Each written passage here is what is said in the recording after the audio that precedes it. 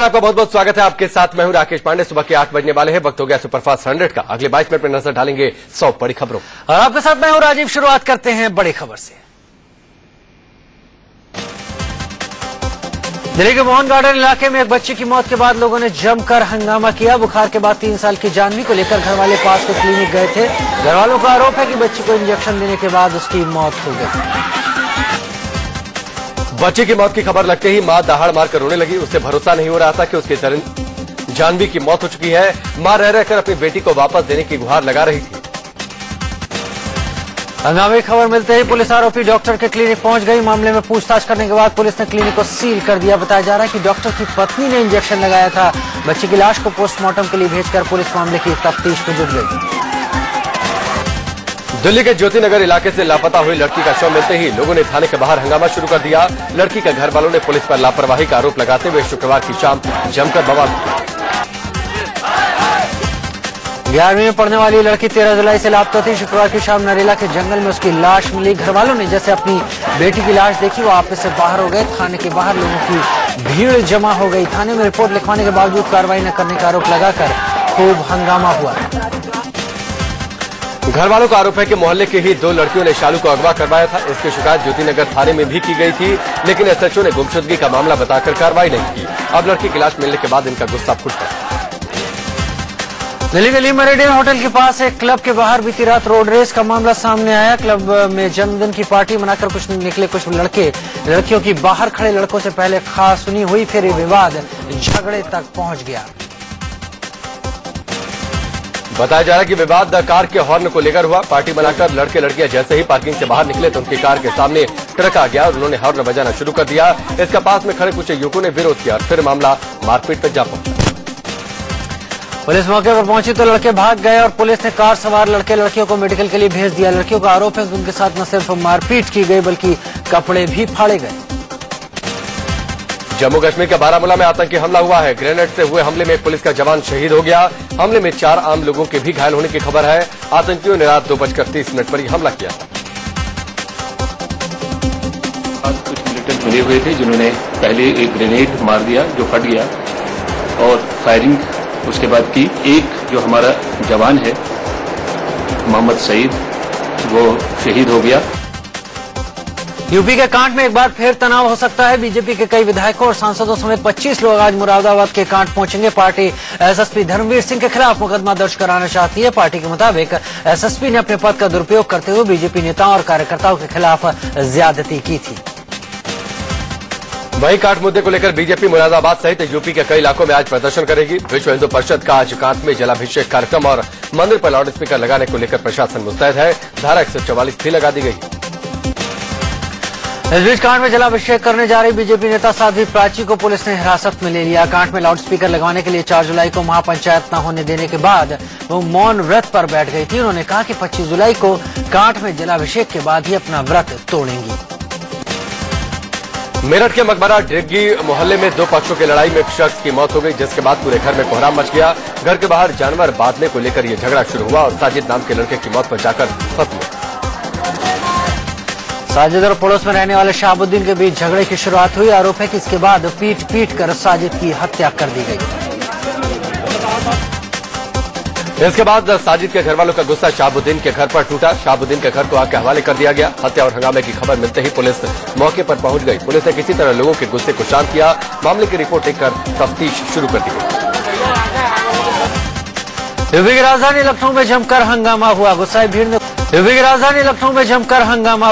भीड़ ने कुछ पुलिस वालों को बुरी तरह पीटा। बीच सड़क पर लोगों ने पुलिस वालों को लात, घूसों और डंडों से मारा। पुलिस वालों को भीड़ से बचने के लिए भागना पड़ा, लेकिन भीड़ ने उनका पीछा नहीं छोड़ा और दौड़ा कर पीटा। दरअसल अलविदा जुमे की नमाज अदा करने के बाद मौलाना कल्बे जमात की अगुवाई में विरोध प्रदर्शन हो रहा था। ये प्रदर्शन शिया वक्फ बोर्ड में हो रहे भ्रष्टाचार के खिलाफ था। उसी दौरान भीड़ की पुलिस वालों के साथ झड़प हो गई। इसके बाद गुस्साई भीड़ ने पुलिस वालों पर हमला बोल दिया। इस बीच चौंकाने वाली खबर यह आई कि इस पूरे हंगामे के दौरान ही 2 पुलिस वालों की पिस्टल गायब हो गई। बताया जा रहा है कि झड़प के दौरान ही उपद्रवियों ने पिस्टल छीन ली। पुलिस मीडिया के सामने तो इनकार कर रही है, लेकिन सूत्रों के मुताबिक पिस्टल की तलाश में छापेमारी की जा रही है। इधर गुस्साए लोगों ने न सिर्फ पुलिस वालों को पीटा बल्कि पीएससी की एक गाड़ी भी फूंक दी। यही नहीं, जमकर तोड़फोड़ के बाद गुस्साए लोगों ने कई मोटरसाइकिलों को भी आग के हवाले कर दिया। इस दौरान पूरे इलाके में अफरा तफरी मची रही। दरअसल शिया वक्फ बोर्ड में गड़बड़ियों को लेकर प्रदर्शनकारी कैबिनेट मंत्री आजम खान के घर के बाहर प्रदर्शन करना चाहते थे। उनके घर का घेराव करने जा रहे प्रदर्शनकारियों को पुलिस ने रोकने की कोशिश की तो भीड़ पुलिस वालों से उलझ गई। इससे पहले कैबिनेट मंत्री आजम खान के घर का घेराव करने जा रहे प्रदर्शनकारियों को पुलिस ने दौड़ा कर पीटा। आजम खान के घर की तरफ बढ़ रहे लोगों को पुलिस ने तितर बितर करने के लिए शहीद स्मारक पर ही रोका और लाठीचार्ज कर दिया। लाठीचार्ज के बाद गुस्साई भीड़ ने पुलिस पर पथराव कर दिया, जिस पर पुलिस ने भी जमकर लाठियां भांजी। इस दौरान कई प्रदर्शनकारी घायल भी हो गए। इनमें से एक की इलाज के दौरान अस्पताल में मौत हो गई, जिससे हालात तनावपूर्ण हो गए। शिया धर्मगुरु मौलाना कल्बे जवाद ने आजम खान पर आरोप लगाया कि वक्फ बोर्ड को खत्म करने की कोशिश कर रहे हैं। आरोप है कि भ्रष्टाचार के आरोपों से घिरे एक शख्स को वक्फ बोर्ड का चेयरमैन बनाया जा रहा है। बोर्ड की संपत्तियों को बेचने की कोशिश हो रही है। महाराष्ट्र के कोल्हापुर में शिव सैनिकों ने जमकर हंगामा किया। शिवसेना के कार्यकर्ताओं ने कर्नाटक राज्य मंडल की 5 बसों में तोड़फोड़ की। हाथों में लाठी डंडे और पत्थर लेकर शिव सैनिकों ने खूब बवाल किया। ये सारा हंगामा तब हुआ जब कर्नाटक में महाराष्ट्र से संबंधित एक बोर्ड प्रशासन ने हटवा दिया। इसकी खबर शिव सैनिकों को लगी तो उन्होंने विधायक राजेश क्षीरसागर की अगुवाई में कर्नाटक मंडल की बसों पर हमला बोल दिया। सीसट के विरोध में बवाल थमने का नाम नहीं ले रहा। मामले को लेकर इलाहाबाद का माहौल भी गर्म रहा। प्रतियोगियों ने कामायनी एक्सप्रेस को करीब 1.5 घंटे तक रोके रखा। मौके पर पहुंची पुलिस के खिलाफ भी नारेबाजी हुई। उधर यूपीएससी के सिविल सेवा परीक्षा में सीसेट का विरोध कर रहे उम्मीदवारों पर दिल्ली पुलिस का कहर टूटा। कल संसद के पास प्रदर्शन करने पहुंचे उम्मीदवारों की पुलिस ने पिटाई कर दी। कुछ को हिरासत में लेने के बाद बस में भी पीटा गया। हिरासत में लिए गए एक उम्मीदवार की पिटाई बस में एडिशनल सीपी एसपीएस त्यागी करने लगते हैं। त्यागी के अलावा एक और पुलिस अफसर इसकी पिटाई करता है। बचाओ बचाओ चिल्लाता है, लेकिन पुलिस वाले पीटते ही रहते हैं।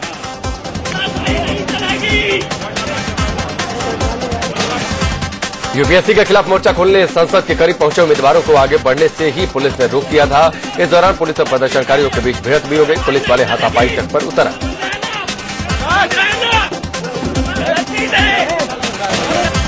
यूपीएससी की परीक्षा से सीसेट हटाने की मांग को लेकर हो रहे आंदोलन के बीच सरकार ने भरोसा दिया कि 1 हफ्ते में इस पर फैसला हो जाएगा। राज्यसभा में पीएमओ राज्य मंत्री जितेंद्र सिंह ने कहा कि कमेटी की रिपोर्ट का इंतजार किया जा रहा है। हम आज फिर उस समिति को हमने ये कहा है कि आप 1 सप्ताह के अंदर आप हमें इस रिपोर्ट को उपलब्ध करें। 1 सप्ताह के भीतर हम इसका संज्ञान लेकर के एक निर्णय करेंगे और आगे की रूपरेखा उसके आधार पर होगी।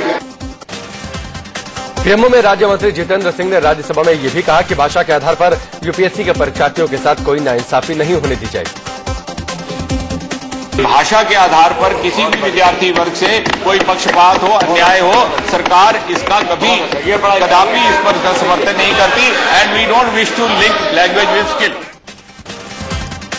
एशिया के सबसे बड़े टेक्सटाइल हब कहे जाने वाले सूरत के टेक्सटाइल मार्केट में आग लग गई है। शुक्रवार की रात लगी इस आग ने अफरा तफरी मचा दी। लैंडमार्क टेक्सटाइल मार्केट के नाम से मशहूर इस बहुमंजिला इमारत को आग ने देखते ही देखते अपनी चपेट में ले लिया। लैंडमार्क टेक्सटाइल नाम की इस बिल्डिंग के 3री मंजिल से आग शुरू हो गई। फिर देखते ही देखते ये ऊपर की तरफ फैलने लगी। जब तक आसपास के लोग कुछ समझ पाते आग ने विकराल रूप ले लिया। जिस वक्त आग लगी उस वक्त मार्केट में कोई मौजूद नहीं था। आसपास के लोगों ने जैसे ही 3री मंजिल से आग की लपटें देखी तो फायर ब्रिगेड को खबर की। भीषण आग को देखते हुए दमकल की 2 दर्जन गाड़ियां मौके पर पहुंची। दमकल की 2 दर्जन गाड़ियां आग बुझाने में मशक्कत कर रही थी। मौके पर डिजास्टर मैनेजमेंट की टीम भी पहुंच गई।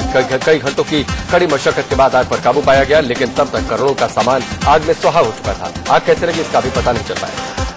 उत्तराखंड के सीएम हरीश रावत ने विधानसभा उपचुनाव जीत लिया है। धारचूला विधानसभा सीट से उन्होंने बीजेपी के उम्मीदवार बीडी जोशी को 19,000 से भी ज्यादा वोटों से हराया। अपनी सरकार की ओर से भी, अपने पार्टी जनों की ओर से भी कहना चाहता हूं कि हमने इस जीत को पूरी नम्रता के साथ जनता के आशीर्वाद के रूप में ग्रहण किया है और हम इसको और बेहतर काम करने के लिए एक जनता के संकेत के रूप में ले रहे हैं। हमारी सरकार और गंभीरता से और विनम्रता से इस राज्य के विकास के एजेंडे को आगे बढ़ाएगी। उत्तराखंड में 3 सीटों पर विधानसभा उपचुनाव हुए थे। तीनों सीटों पर कांग्रेस ने जीत हासिल की है। धारचूला से जहां हरीश रावत जीते तो वहीं डोईवाला से कांग्रेस उम्मीदवार हीरा सिंह बिष्ट और सोमेश्वर से रेखा आर्या ने बाजी मारी। महाराष्ट्र में कांग्रेस एनसीपी गठबंधन में दरार को पाटने की कोशिश हुई है। कांग्रेस ने एनसीपी को 10 और सीटें ऑफर की है। हालांकि एनसीपी अभी भी 144 सीटों की मांग पर अड़ी है। कांग्रेस पहले साल 2009 के फार्मूले पर ही अड़ी हुई थी और एनसीपी को 114 सीटों से ज्यादा देने को तैयार नहीं थी। अगर पिछले चुनाव की बात करें तो साल 2009 में सीट शेयरिंग के तहत कांग्रेस ने एनसीपी को 114 सीटें दी थी। वहीं कांग्रेस ने 174 सीटों पर चुनाव लड़ा था, लेकिन अब एनसीपी ने 144 यानी कि पिछले चुनाव से 30 और ज्यादा सीटें मांगी। कांग्रेस उपाध्यक्ष राहुल गांधी से मुलाकात के बाद नारायण राणे ने महाराष्ट्र के सीएम पृथ्वीराज चव्हाण को बदलने की मांग छोड़ दी है, लेकिन उन्होंने मंत्री पद से इस्तीफा वापस लेने के लिए 2 और डिमांड रख दी है। नारायण राणे ने मांग की है कि उन्हें उद्योग मंत्रालय की जगह राजस्व मंत्री बनाया जाए। साथ ही उन्होंने महाराष्ट्र प्रदेश कांग्रेस का अध्यक्ष बनाए जाने की भी मांग की है। हालांकि राणे की मांगों को मानने के लिए पार्टी आलाकमान तैयार नहीं। महाराष्ट्र विधानसभा चुनाव में सीटों के तालमेल को लेकर बीजेपी और शिवसेना की अहम बैठक हुई। दोनों पार्टियों के नेताओं ने सभी 288 सीटों की समीक्षा की। हालांकि सीटों के बंटवारे को लेकर अभी फैसला नहीं हुआ। 28 जुलाई को बीजेपी शिवसेना की अगली बैठक होगी, जिसमें महागठबंधन से जुड़े बाकी दलों के नेता भी मौजूद रहेंगे। 28 जुलाई को ये सभी दल एक साथ बैठकर विधानसभा चुनाव के लिए सीटों के बंटवारे पर बात करेंगे। भारत नेपाल संयुक्त आयोग की आज अहम बैठक है। बैठक के दौरान भारत की विदेश मंत्री सुषमा स्वराज और नेपाल के विदेश मंत्री महेंद्र पांडे के बीच कई मुद्दों पर बातचीत होगी। गोवा के मंत्री दीपक धौलीकर के बाद राज्य के उप मुख्यमंत्री फ्रांसिस डिसूजा ने भी विवादित बयान दिया। डिसूजा ने कहा कि भारत पहले से हिंदू राष्ट्र है, इसे हिंदू राष्ट्र बनाने की कोई जरूरत नहीं। रोजगार के मुंह में रोटी ठूसने वाले शिवसेना सांसद राजन विचारे की हरकत को सरकार ने दुर्भाग्यपूर्ण बताया है। गृहमंत्री राजनाथ सिंह ने राज्यसभा में बताया कि इस मामले में पीड़ित पक्ष ने पुलिस में शिकायत नहीं की, इसलिए कार्रवाई भी नहीं हो सकती। कांग्रेस उपाध्यक्ष राहुल गांधी एक दिन के दौरे पर अपने संसदीय क्षेत्र अमेठी पहुंचे। यहां राहुल ने पार्टी कार्यकर्ताओं और स्थानीय लोगों से मुलाकात की। राहुल ने बढ़ती महंगाई के बहाने बीजेपी के अच्छे दिन वाले नारे पर भी चुटकी ली। जिंदगी में कभी काला धन भारत वापस नहीं आने की बात कहने वाले बीजेपी सांसद निशिकांत दुबे के बयान पर लोकसभा में वित्त मंत्री अरुण जेटली ने जवाब दिया। उन्होंने चुटकी लेते हुए कहा कि काला धन निशिकांत जी की इसी जिंदगी में वापस आ जाएगा। वित्त मंत्री अरुण जेटली ने काले धन पर लोकसभा में बड़ा बयान दिया है। उन्होंने कहा कि काला धन रखने वालों में कुछ एनआरआई के नाम भी सामने आए हैं। उन्होंने कहा कि ऐसे लोगों की पहचान की जा रही है। अरुण जेटली ने यह भी कहा कि कई ऐसे लोगों की पहचान हो भी गई है जिन्होंने काला धन छुपा कर रखा है। उन्होंने कहा कि ऐसे लोगों के खिलाफ इनकम टैक्स विभाग कार्रवाई भी कर रहा है। सूत्रों से खबर है कि अटॉर्नी जनरल मुकुल रोहतगी ने राय दी है कि विपक्ष के नेता पद पर कांग्रेस का दावा जायज नहीं। स्पीकर सुमित्रा महाजन ने अटॉर्नी जनरल से इस बाबत राय मांगी थी। नेता विपक्ष का पद पाने के लिए किसी भी दल के पास कम से कम 55 सीटें होनी चाहिए, जबकि कांग्रेस के पास सिर्फ 44 सीटें हैं। मोदी सरकार वीवीआईपी के लिए एनएसजी सुरक्षा खत्म करने की तैयारी कर रही है। नए वीआईपी को ब्लैक कैट कमांडो सुरक्षा नहीं मिलेगी। एनएसजी कमांडोज को सिर्फ आतंक विरोधी अभियान में लगाया जाएगा। एनएसजी के डायरेक्टर जनरल JJN चौधरी ने कहा कि हम और वीआईपी को सुरक्षा देने की हालत में नहीं है। एनएसजी की सुरक्षा में इस समय करीब 15 वीवीआईपी हैं, जिनमें गृहमंत्री राजनाथ सिंह समेत कई मुख्यमंत्री भी शामिल हैं। एनएसजी की सुरक्षा पाने वालों को Z+ सुरक्षा कैटेगरी मिली होती है। एक सवाल पूछे जाने पर आरजेडी सांसद पप्पू यादव ने इंडिया न्यूज के रिपोर्टर नरेश विश्वानी के साथ बदसलूकी की। पप्पू यादव से दागी जनप्रतिनिधियों को लेकर सवाल पूछा गया, जिस पर वो भड़क गए और धक्का मुक्की पर उतर आए।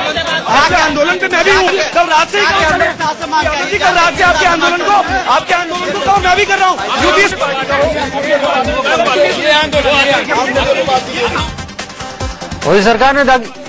मोदी सरकार ने दागी जनप्रतिनिधियों के केस जल्द निपटाने की बात कही है। इसी मुद्दे पर इंडिया न्यूज के रिपोर्टर ने सांसद पप्पू यादव से प्रतिक्रिया मांगी, जिस पर वो भड़क उठे। आपको बता दें कि पप्पू यादव मर्डर केस में जेल की हवा खा चुके हैं। कल रात से आपके आंदोलन को दिल्ली के राजस्थान भवन में बीजेपी अध्यक्ष अमित शाह ने राजस्थान के पार्टी सांसदों से मुलाकात की। इस मौके पर मुख्यमंत्री वसुंधरा राजे सिंधिया ने अमित शाह को बुके देकर उनका स्वागत किया। दिल्ली प्रदेश अध्यक्ष सतीश उपाध्याय की अगुवाई में बीजेपी नेताओं का एक प्रतिनिधिमंडल उपराज्यपाल नजीब जंग से मिला। उपाध्याय ने कहा कि बैठक में गेस्ट टीचर्स के साथ साथ दिल्ली जैसे बिजली का मुद्दा भी उठा। केंद्रीय भूतल परिवहन मंत्री नितिन गडकरी ने गुड़गांव के नेशनल हाईवे का दौरा किया। उन्होंने राजीव चौक से IIMT मानेसर तक हाईवे का जायजा लिया। उनके साथ गुड़गांव और फरीदाबाद के बीजेपी सांसद भी मौजूद रहे।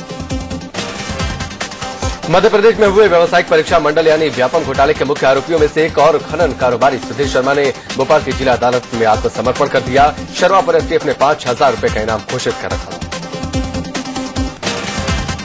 इससे पहले सुधीर की अग्रिम जमानत याचिका स्थानीय कोर्ट के बाद हाई कोर्ट और फिर सुप्रीम कोर्ट में खारिज हो चुकी थी। सुधीर शर्मा मध्य प्रदेश के पूर्व उच्च शिक्षा मंत्री लक्ष्मीकांत शर्मा के करीबी रहे हैं। आरएसएस कार्यकर्ता रहे और सुधीर शर्मा के सरेंडर के बाद माना जा रहा है कि व्यापम घोटाले से जुड़े दूसरे नेताओं के नाम भी सामने आ सकते हैं।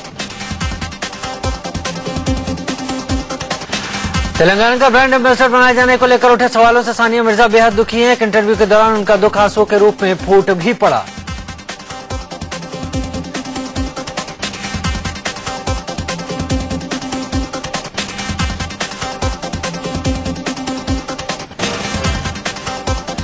सानिया मिर्जा ने तेलंगाना के ब्रांड एम्बेसडर वाले विवाद को धर्म से जोड़ने पर सहमति नहीं दिखाई। उन्होंने कहा कि उन्हें नहीं पता कि ऐसा क्यों होता है, उनके धर्म की वजह है या इस वजह से कि वो एक औरत है। सानिया मिर्जा को तेलंगाना का ब्रांड एम्बेसडर बनाने का विवाद अभी थमा भी नहीं था कि बैडमिंटन खिलाड़ी साइना नेहवाल को लेकर भी एक विवाद खड़ा हो गया। साइना ने आंध्र प्रदेश सरकार पर सवाल खड़े करते हुए वादाखिलाफी के आरोप लगा दिए। साइना ने ट्विटर के जरिए अपना दर्द बयां किया। उन्होंने लिखा कि मैं बहुत आहत हूं और उदास हूं। ओलंपिक में कांस्य पदक जीतने के बाद मुझे अभी तक आंध्र प्रदेश सरकार की तरफ से नकद इनाम नहीं मिला।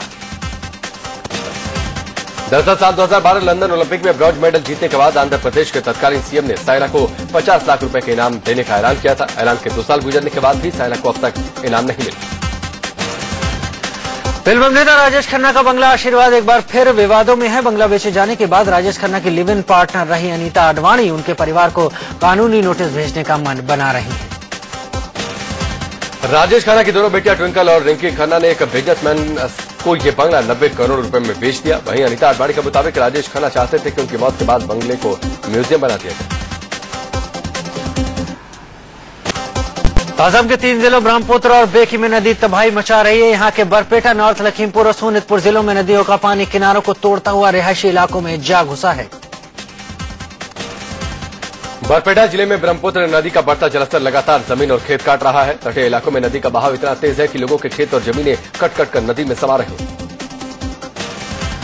मध्य प्रदेश के भाटपारा इलाके में शिवनाथ नदी का पानी तबाही की कहानी लिख रहा है। नदी किनारे बसे कुलीपोटा, मराकाना, कुमारखाना, सेमरिया और अमलीडीह इलाके पूरी तरह पानी में डूब चुके हैं। भाटपारा के बाढ़ प्रभावित इलाकों में फंसे लोगों के लिए प्रशासन की ओर से कोई मदद नहीं मिल रही। घर, खेत, खलिहान सब में पानी भर चुका है। यूपी का बाराबंकी जिला बाढ़ की चपेट में आ गया है। यहाँ घाघरा नदी खतरे के निशान को पार कर गई है। गांवों में पानी घुसने से लोगों को काफी परेशानी उठानी पड़ रही है। घाघरा का पानी नदी के किनारे बसे गांवों की जमीन निगलने में लगा। सुप्रीम कोर्ट ने एसिड अटैक मामलों पर सख्त रुख अपनाया है। पीआईएल पर सुनवाई करते हुए सुप्रीम कोर्ट ने सभी राज्य सरकार को नोटिस जारी कर पीड़ितों के पुनर्वास की व्यवस्था करने और मुआवजा राशि को 3 लाख से बढ़ाकर 5 लाख करने का आदेश दिया है। लखनऊ रेप और मर्डर केस की सीबीआई जांच की मांग पर मृतक महिला के दोनों बच्चे भी धरने पर बैठ चुके हैं। बच्चों ने बताया कि आखिरी फोन कॉल राजीव नाम के शख्स की आई थी। आज पूरा देश करगिल विजय दिवस मना रहा है। करगिल में पाकिस्तान के खिलाफ मिली जीत के साथ साथ देश के लिए शहीद हुए जवानों को भी आज के दिन याद किया जा रहा है। हरियाणा के अंबाला में जीआरपी ने पाकिस्तानी जासूस को गिरफ्तार किया है। यूपी के मुजफ्फरनगर के रहने वाले इस शख्स को पाकिस्तान में ट्रेनिंग दी गई थी। मुंबई के मीरा रोड इलाके में 9वीं के छात्र ने फिनाइल पीकर सुसाइड करने की कोशिश की। दिल्ली में एक महिला को उसके ससुराल वालों ने जिंदा जलाकर मौत के घाट उतार दिया। सफदरजंग अस्पताल में महिला ने मौत से पहले बयान दिया कि उसके ससुराल वालों ने उस पर केरोसिन छिड़का और फिर आग के हवाले कर दिया। गुड़गांव में नेशनल हाईवे पर एक कार के भीतर से युवक की लाश मिलने से सनसनी फैल गई। यूपी के बुलंदशहर में 11 साल के मासूम के साथ रेप और मर्डर का मामला सामने आया है। नरोरा इलाके में सामने आई वारदात ने पूरे इलाके में सनसनी फैला। यूपी के सीतापुर में एयरफोर्स का हेलीकॉप्टर अचानक हादसे का शिकार हो गया। आसमान से जमीन पर गिरते ही हेलीकॉप्टर में आग लग गई। अटारिया इलाके में हुए इस हादसे में 2 अधिकारियों समेत 7 जवानों की मौत हो गई। एयरफोर्स का हेलीकॉप्टर एलएच ध्रुव शुक्रवार को शाम 4 बजे के करीब बरेली से इलाहाबाद के लिए उड़ा था, लेकिन शाम 5 बजे सीतापुर के पास बिजली के तार से टकरा गया और हादसे का शिकार हो गया। मिर्जापुर के जिगना इलाके में एक हाथी कीचड़ में फंस गया। सेहवाल गांव से गुजरने वाली कर्णावती नदी के किनारे इस कीचड़ में फंसे हाथी को निकालने के लिए क्रेन की मदद ली गई। यह हाथी सिंगवाल गांव के ही राजू दुबे नाम के शख्स का है। नहाने के लिए यह हाथी नदी के किनारे पहुंचा था, लेकिन कीचड़ में फंस गया। काफी कोशिशों के बाद इसे बाहर निकाला जा सका।